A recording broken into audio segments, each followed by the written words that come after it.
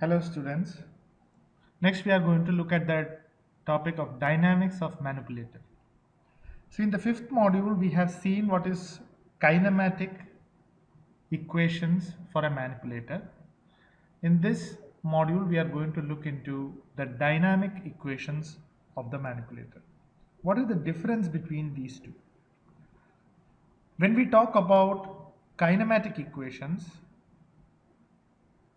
when we talk about kinematic equations, we are talking about the case wherein we have the relation or we find the relation between what is the position and orientation. What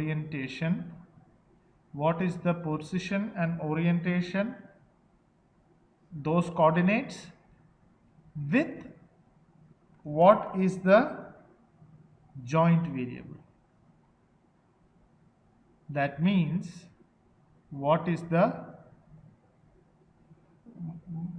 basically what is the value of the joints, or what are the positions in the joints that have to be maintained for finding out what is the position and orientation of end effector or the tip of the robot. That is what kinematic equations deal with. And I have shown this arrow to be in either side because when you go one side you have forward kinematics, and when you go for the other side you have the inverse kinematics. Okay, so in one case you know what is the position and orientation of the end effector, and from that you try to find out what is the position of the joints so that the end effector becomes or comes to that position and orientation. And the other case is when you know what is the joint variable, and from that you calculate what should be the position and orientation of the end effector. So if you come in this direction it is forward kinematics, and if you go in this direction it is inverse kinematics, and those things we have already dealt in module 4. Now in module 5 what we are going to do is we are going to deal with what is called as the dynamic equations of the manipulator. So what is the dynamic equations? They are somewhat similar, but in kinematic equations we had never taken care of the force or the torque required to move any link attached to an actuator. Just to give you an example, almost 2-3 years back there was a technical fest at Mangalam itself, and everyone had decided of the EC department students, everyone had decided that they would make a robot, a small robot made of thermocol that would just do some basic hand movements and wave hands to the crowd and all those kind of a simple robot. And they plan to do it with the help of a thermocol model. So there was a group that made thermocol model, and there was another group that was going behind the electronics of the same. Now there was a general head, a body position and all, and then there was a hand attached to it. Okay, and the hand was almost, it was a life size robot. So to move the hand they had connected a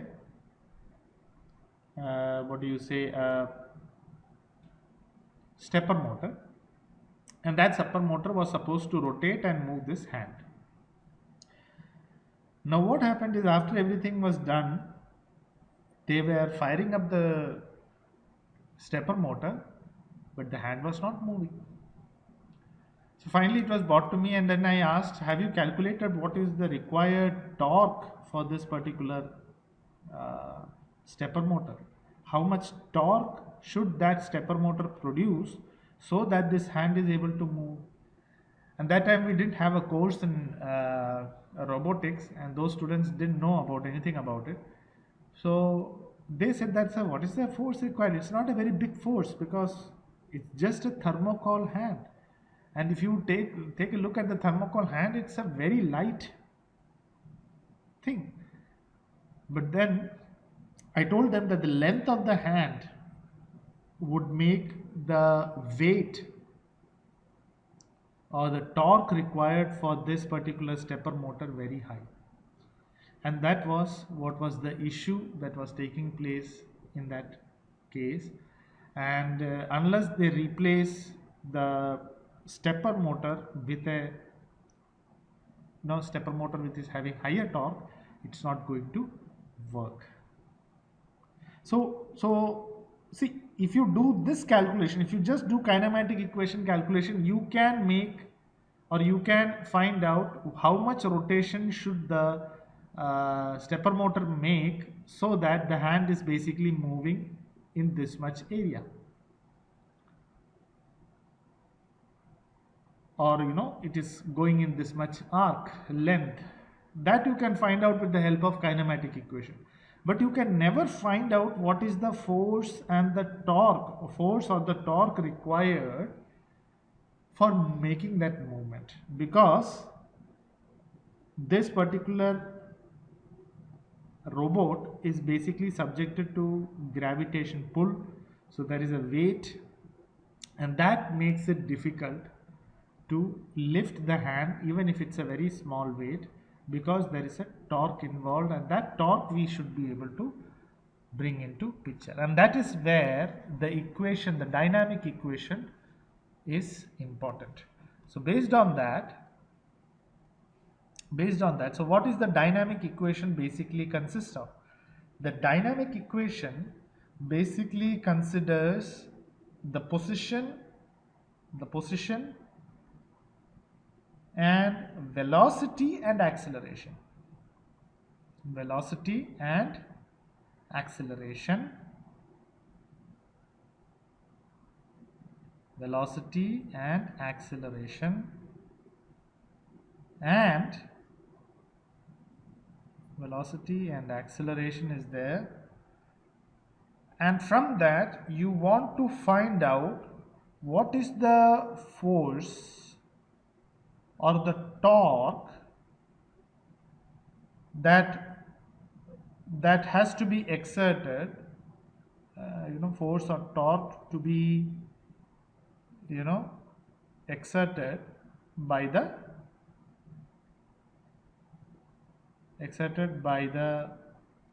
actuator. Actuator means it may be a pneumatic actuator,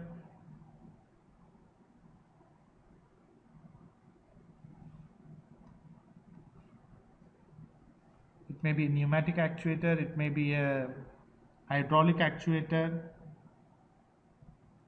or it may be electric actuator like a stepper motor, okay, at the joint, by the actuator at the joint. See, here it is only position and orientation. For example, if I am talking about a revolute joint, so a revolute joint, we all know, it's basically going to give a circular movement. So I have drawn two axes here, one is x and another is y. Suppose this is the link length, this is the link, and this is the end effector. Okay, I have to move this, so the position for this revolute joint, which we call it as R, the position is basically given by theta. Okay, I'm not talking about the orientation now, because then I will have to talk about roll, pitch and all those things, but I'm not going to go for that. I'm just going to talk about the position. So the position in the case of a revolute joint is basically theta. So if I am having a revolute joint, the joint variable is theta. If I am going to have, instead of a revolute joint, suppose if I am having a prismatic joint always moves in straight direction. So suppose if there is a prismatic joint, which we will draw like this, okay, then the movement in x direction, or it can be a movement which can be in y direction. That means you are turning the actuator in such a way that it's basically the movement in y direction. So either in x direction or y direction. So this is the case of a prismatic joint. For the case of a prismatic joint, the position is basically given by x, or the position is basically given by y, or even z, because it can have movement in any which direction, x, y, z, or it can be a combination of x, y, z. Anyway, so these are the joint. So this was what we used to do in kinematic equation. Okay, so from that we have to find out what is the joint variable theta required so that it reaches this position x comma y. Okay, so this is the joint variable, and from theta I should be able to find out, let me name this as some x1 and y1. So I should be able to find out what is x1 y1 position. So what is the value of theta that has to be given to make the end position, so to make the end effector position at x1 y1, okay, or in the reverse direction. That means you know that you have to position in x1 y1, and what is the theta that you have to give in that. Okay, so here the joint variable is theta, and here the position is basically x dash x1 comma y1. Okay, so that is what we have done here. Whereas in the case of position 1, it's not theta, it's either x or y, and you want to find out what is the position x and y required so that it reaches at some position.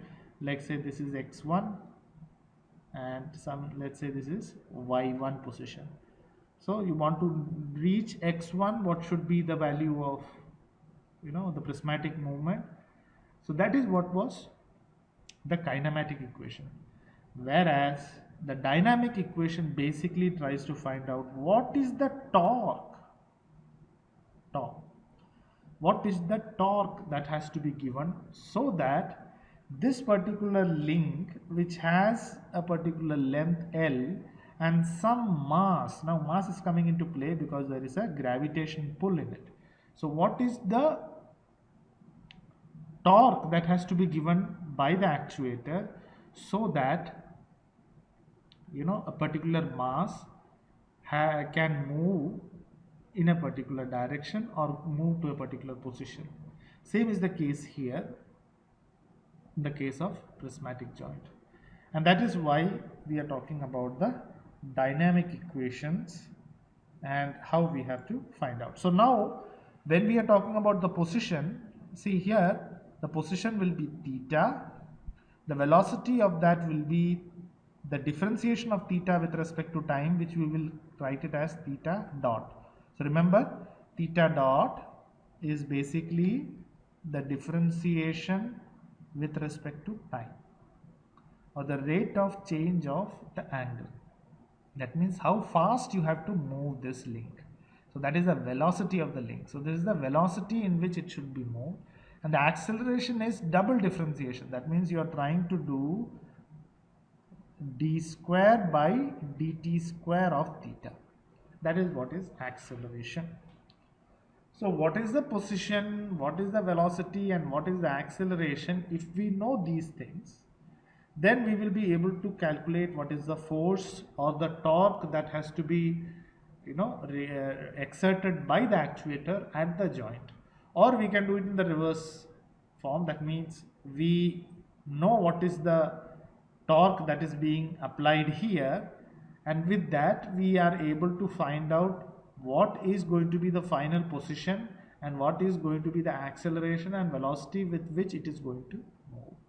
So it's again, the arrow is in both the directions. So either you can go from here to this side, or you can calculate from this one to this side.